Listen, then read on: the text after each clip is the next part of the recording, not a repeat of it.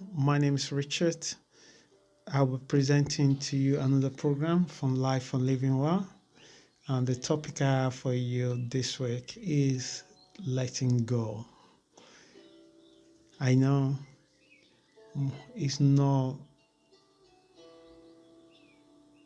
totally similar, totally different to what I've been talking with together for the last 4 weeks. But this week, I wanted to give you some insight how letting go, especially in a relationship that has no value to your life, how you can make and let it go become easier or with ease in a world where we are surrounded, bombarded with a mixed information, conflicting information. And if you have to just rely on our personal reason or mind, we will bound to become more confused. I want to thank you first of all for being patient and being dedicated to this platform, and thank you for your encouraging words and through the email, and thank you for being even encouraging to able to come out and work and able to present a topic like this to everyone out there. Before I begin this particular topic for this week, I want to quickly say that I won't be able to look into the emails yet to able to reply back to some of the questions that come through. But I will do that as soon as I can. And the topic I wanted to just focus on today is more how to make how to use letting go with ease without struggling.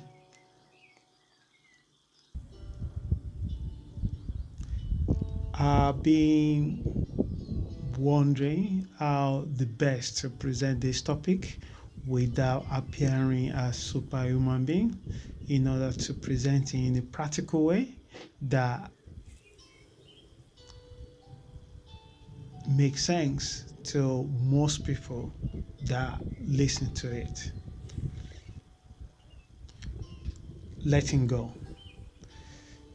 There is a old adage that says that everything that has a beginning must have an end.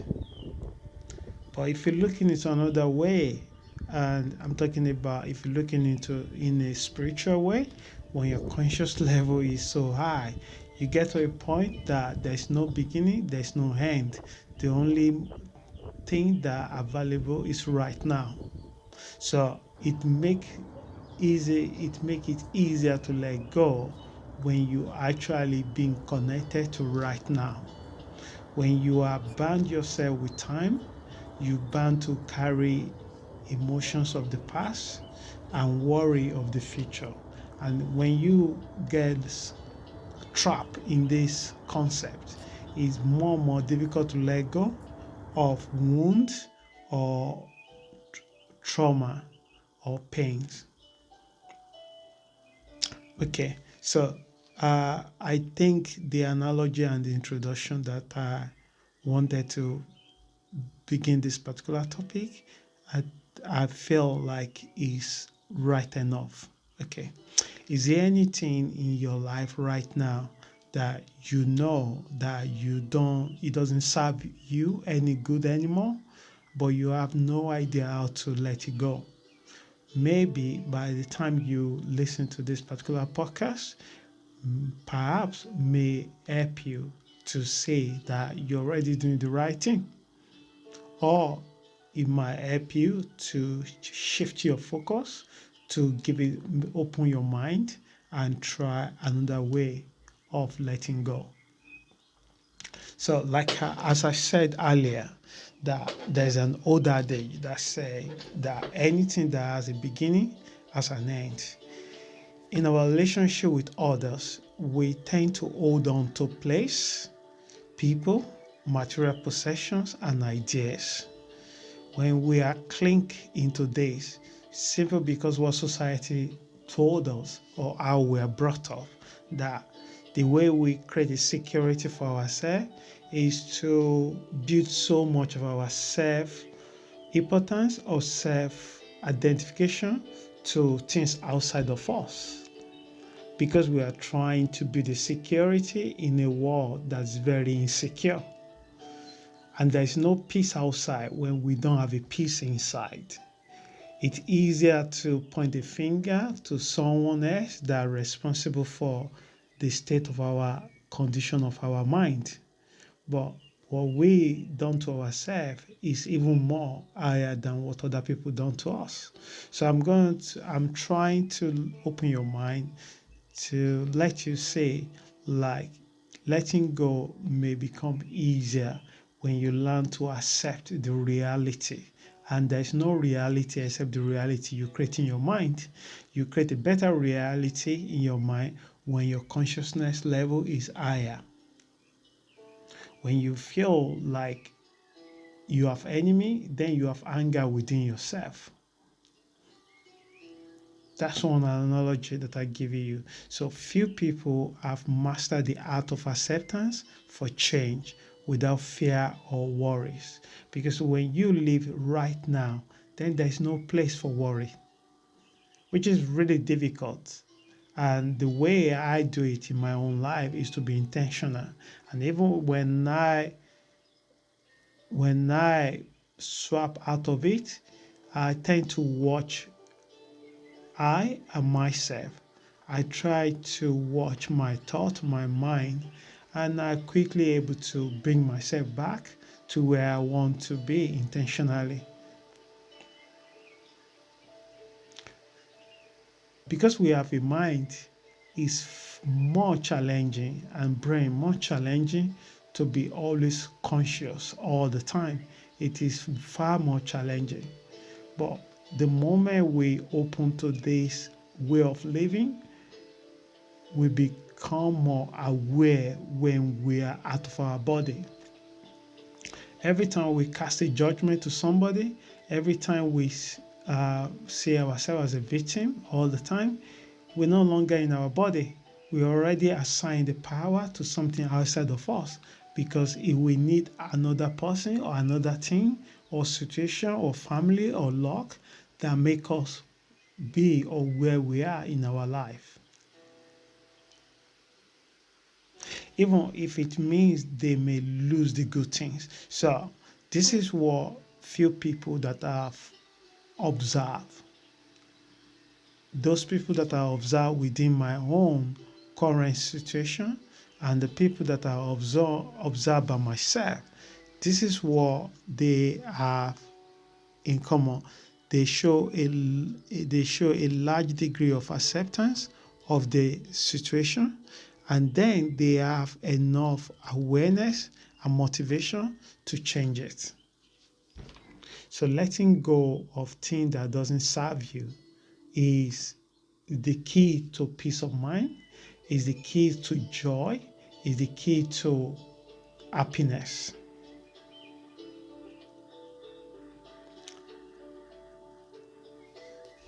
Okay. Even if it means they may lose the good things, but they may also gain a greater things in their new journey.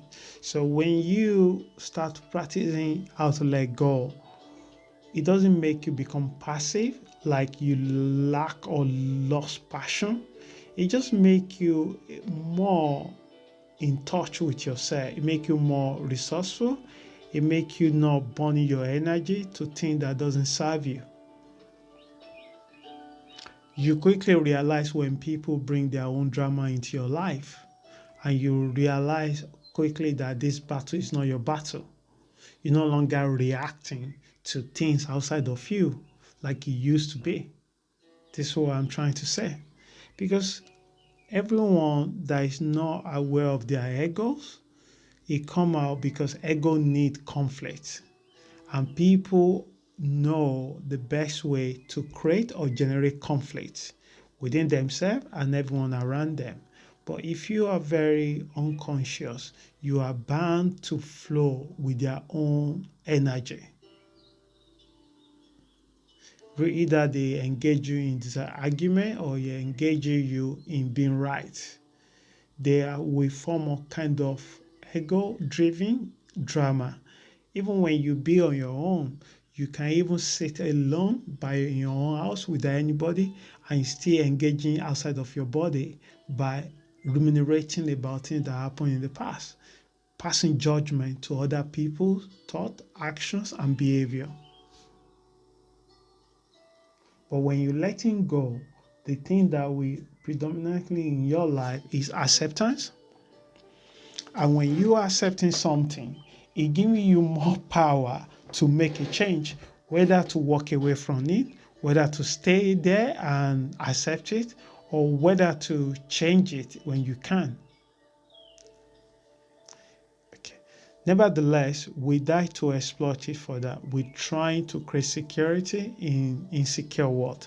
So what will make letting go difficult is that because of the nature of the universe, we're being told that we should consider a worthy life if we create some kind of structure, some kind of security, like the attachment we put into having children, having family, or having a big title at a job, or the kind of social group that you belong to, or how you spend your time, or traveling, or taking the pictures. All these things create illusion of success. But what make you what this have done to you, make you more enslaved to energy that doesn't serve your highest good. It just enriching your ego, which make you even more attracting similar situation again and again and again. I always wonder what made a person remain in a rut. The question most of us ask quietly is, should I stay or should I go?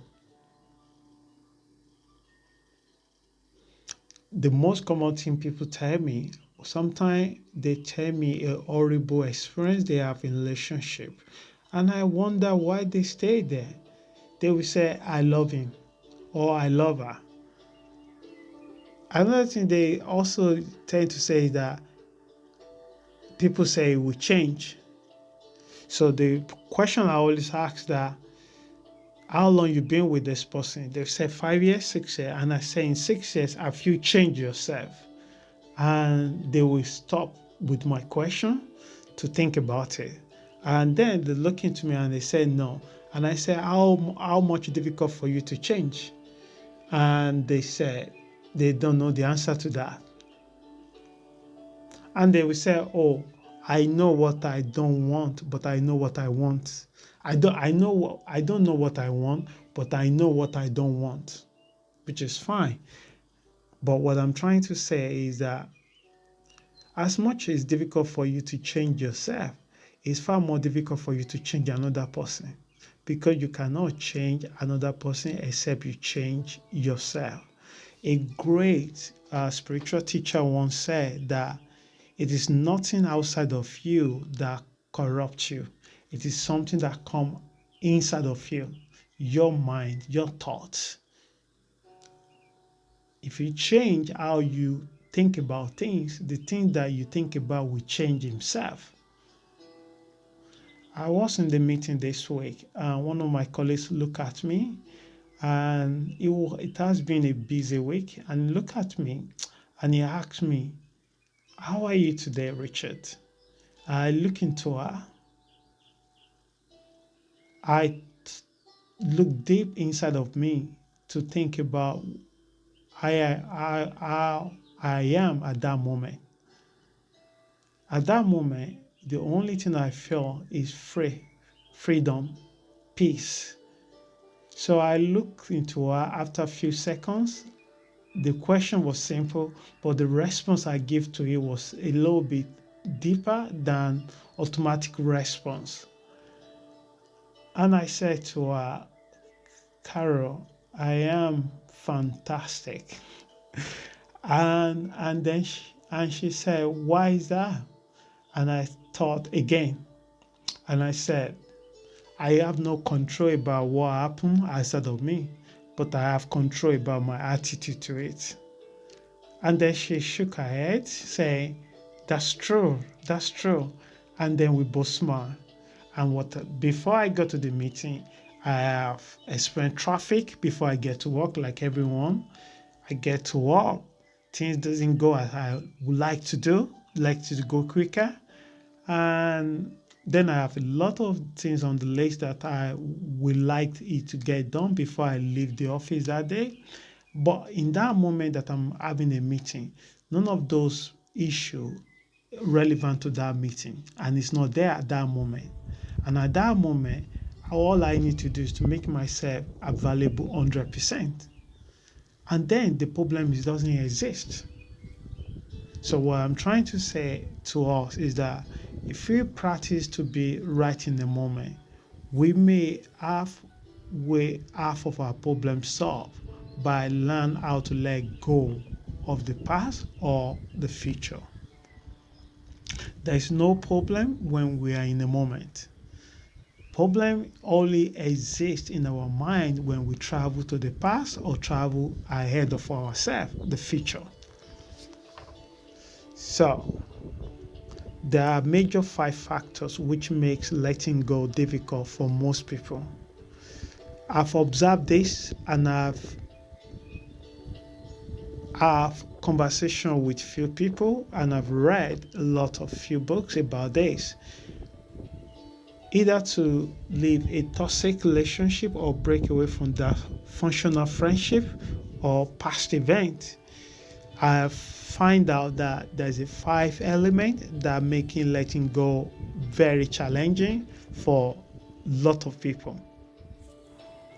When we are unable to let go of things that have no significant importance to our life, in the end, we hold ourselves back. In other areas, such as interpersonal relationship, you bound to hurt the people you love most because most of the romantic relationships are based from the mind. You meet somebody, your mind tells you that they are the most beautiful people. You create an image, you create ideas, you create so many things. The human mind is so powerful, like a more than any computer machine. We create all these ideas about this person. And when we now bind ourselves in a relationship, we see different person that doesn't match to the idea that we created in our mind. And this is where the source of all the relationship frictions. People become intolerant of each other, and instead of accepting them, they want to change them. There is a cynical, worldly view of relationship, especially heterosexual relationship. In heterosexual relationship, let's put it that way, that, okay, an expression of duality of the real world, a man and a woman. So there's a joke said that women look for a man that they can change, and men look for a woman that they can never change. But in reality, it's back and forward. Both of them do the same to each other. Men want to change women, women want to change men. Women look for a man that cannot change the way the idea they have in their mind. Men look for the same thing. So at the end of the day, the friction is already there before the relationship starts. It just unleash it when they get more into relationship. And if we are not learn to work on ourselves, how will we have an healthy relationship with this kind of mindset? How would they have a relationship that elevates us, that support us, that allow us to grow by creating space, accepting us for who we are rather than what they want us to be?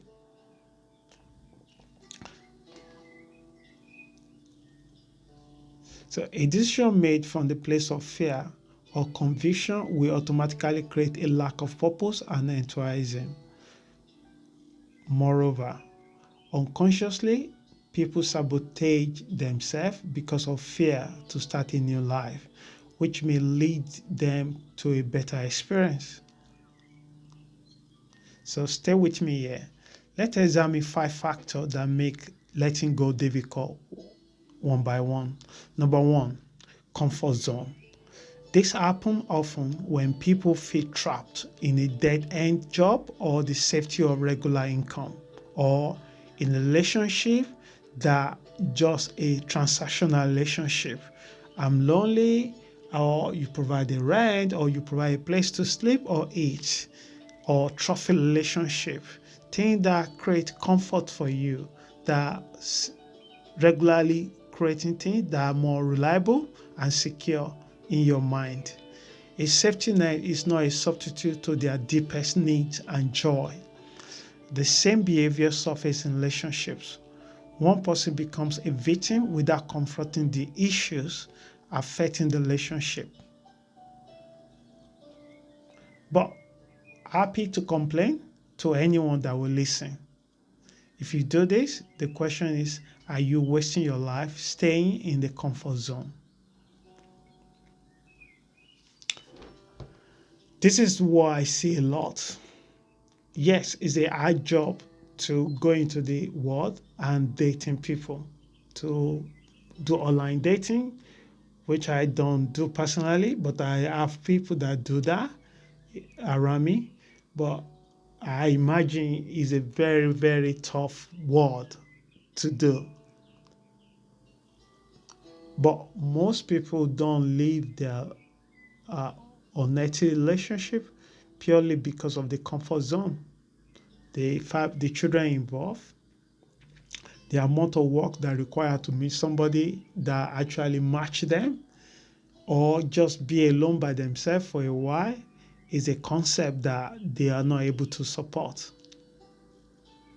And at the end, they don't really happy about this person, but their ego allow them to complain and making them a victim of the same scenario that they are also a co-pilot in being there. Number two, belittle. You pretend everything will work out at the end. They always do. You say to yourself. However, without confronting it by having a dialogue, you come up with superficial attempts to present public acceptable appearance. You have stopped listening to your partner, neglected your well-being or partner and relationship you both had. Meanwhile, you are no longer fighting for it.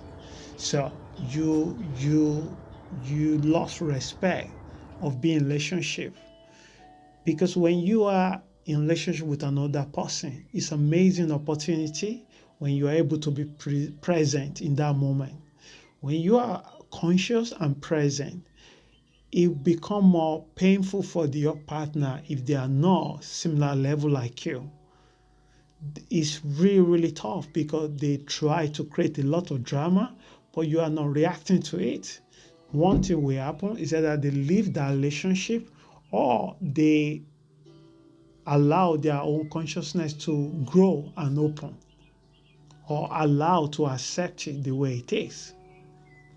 But what happens mostly is people just like the appearance of having someone in their life, while they feed their life with a lot of pleasure seeking activities, which they call happiness, but it's a pleasure seeking activities. A lot of hobbies, a lot of things to drag them away from their current relationship. Number three, laziness. This might similar to this number two that I mentioned before, laziness. For many people, letting go is a challenge. If they have been involved in a long-term relationship, which made it even harder to leave an unfulfilled relationship, the majority of the time, if the relationship had reached the bottom, change is the last thing they want to accept. The price of taking any action is far lesser than not taking any action. If you decide to stay in ruts, your self-esteem will get worse day by day. So don't do that to yourself. Don't be lazy. with yourself. It's an amazing experience in life. If you can use your current relationship as your spiritual growth. Personally, I've used both my life as my personal experience. The people that I met in my life, I've used them as my spiritual growth. Some are in the same level that I look at to them. Some are in the level that I needed to develop my own tolerant level and my own patience. And because of that, my patience get better than what it used to be. My tolerant level get better than what it used to be. So don't necessarily see people as bad or good. Everyone that come through your life, they come through your life if you take it as a teacher. A great teacher once said, when the student's ready, the teacher will arrive. I always believe that there's a teacher everywhere around me. In my family, in my friends, in my work, in my business, even doing the podcast, I meet a lot of people, and I've never met anyone that haven't taught me a lesson. And the question is, how do you use this opportunity as a growth? Because if you take a grow as a part of your life, you cannot just see all these things as a coincidence. And not everyone that offer you a flower, you should take it from them. Be grateful that they offer you the flower, but you don't have to take it.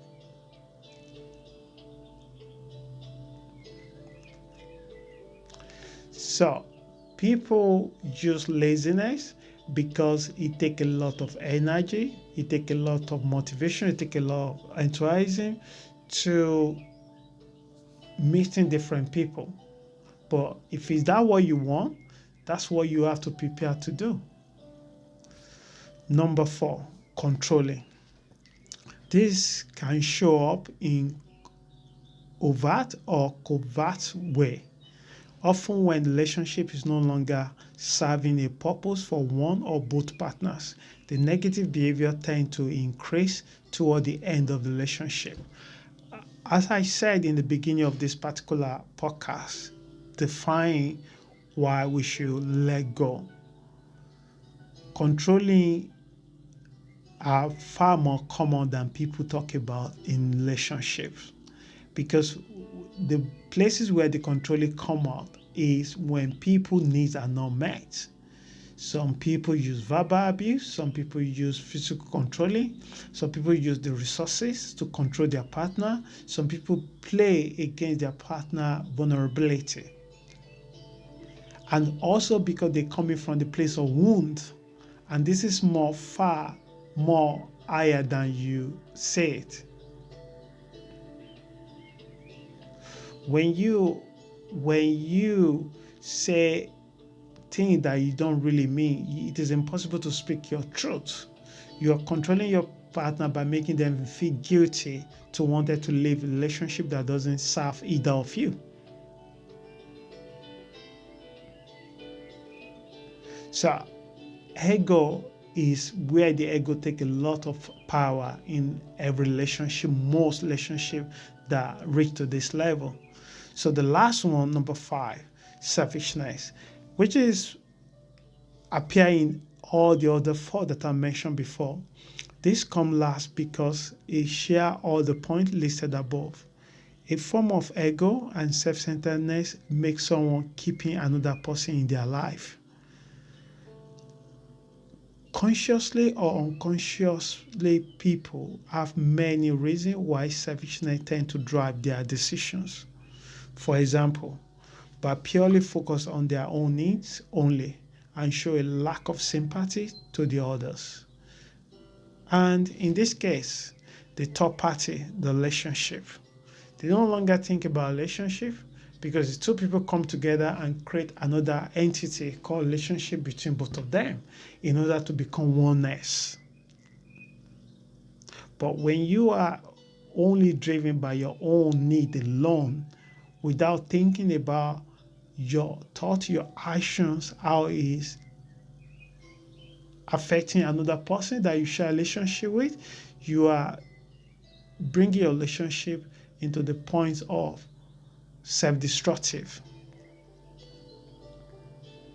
This is where selfishness destroys relationship because you become only person that just take, not give. And there is no relationship can survive by just giving and one person just taking. The person that just taking eventually will feel like he's being controlled. And the person that just giving will probably become used or exploitative. So those reasons are not justified if they go so low to deliberately engage in deception and misleading communications in order to keep person in their life. I once know a couple that they've been together for so long and eventually they have a core different desire about having a relationship and family. So they decided to go separately, but in this case, the woman doesn't want to, the wife doesn't want relationship to end because she still want to keep that relationship. But the husband doesn't want relationship to end, but he wanted to able to create something more important to him in relationship, but he doesn't feel like the current relationship are able to provide that for him. So to cut the story short, the wife said she will work on the relationship, but in her mind, she's already checked out of it because the fact that the husband brought it to the table that if they continue the way they continue, there's no future for both of them. And she took it personally and very hurt that the fact that he even thought of leaving her, it triggered a lot of childhood issue in her, which abandonment. So what she did, because she panicked and she couldn't talk to him, she started another relationship from outside, and she just declared to the husband that she wants divorce.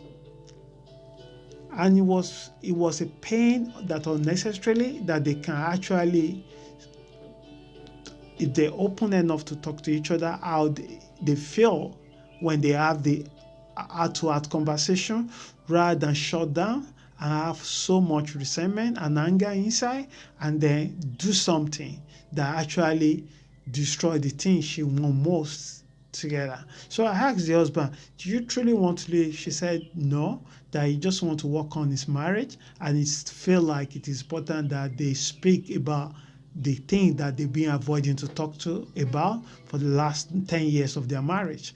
But what I'm trying to say is that when we get to the point that one person is no longer want to be in a relationship but only focus on their need alone and they are not able to speak truthfully how they feel, what they want, this is not an healthy relationship to have.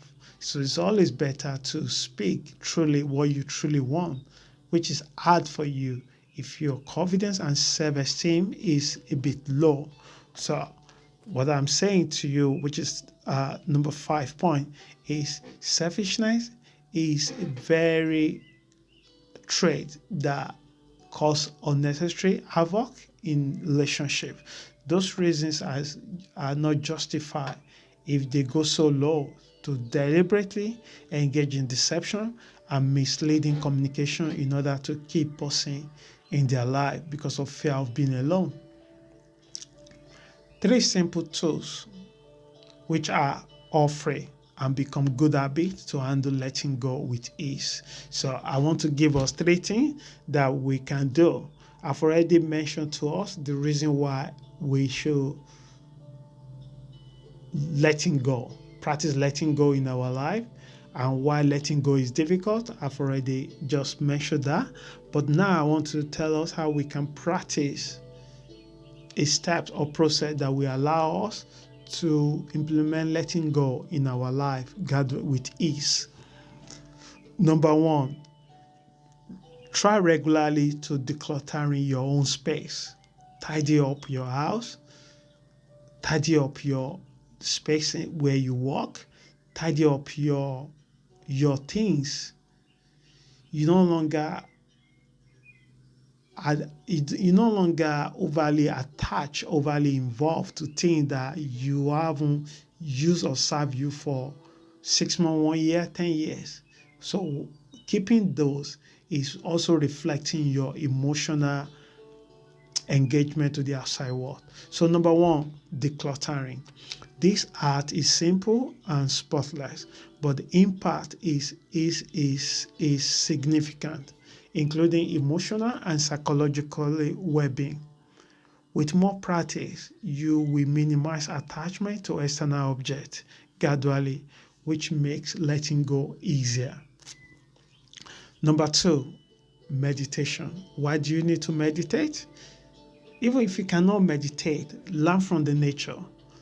Watch the tree. The tree just being still. Flower just still. So just sit down, close your eyes, and pay attention to your breath. If you can do it for 10 to 15 minutes every day, it will make massive difference in your life in 6 months. It will make massive difference in your emotion. It will make massive difference in your reaction to things. So number two, meditation. Being in the present will minimize your monkey mind, where you do not overthink or excessively worry about the future or past. The last one, number three, exercise. Whatever you do, if you want to walk. Move your body. When you move your body, you release the toxicity in your body. Your body carries so many unnecessary emotions, and these keep coming back and hurting you more. So, exercise. If you can't run, walk. If you can't walk, painting. If you can't paint, dance. Just move yourself, or yoga. So, do things that make you exercise your body. So, why will you need to do that? To develop your mental strength in the case of challenges, which you will have a lot of it, as you already know. Tough times will come and go, but tough people will remain strong. So, to round everything up, if you are engaging in 3 or all of the 5 points listed above, perhaps it's for the best to accept that your relationship is reaching the end. If you recognize 3 or more factors mentioned above in your current relationship, there are steps available out there for you for support. Speak to trusted friend, family, above all, seek a professional help. Do you know any other factors that's not included in this podcast or this article? Please share it. I would like to thank you. This is one of the longest video that I've done. I wanted to divide it into 2, but I thought that it's better to just let it go once. I want to thank you for your time, for listening to this particular podcast. If you want to write to me, please write to me at info@lifeforlivingwell.info. My name is Richard. Again, if you want to write to me, you can either send me your email at info@lifeforlivingwell.info. Whatever you do this week, have an amazing one. Thank you for your time. I really appreciate it. Thank you.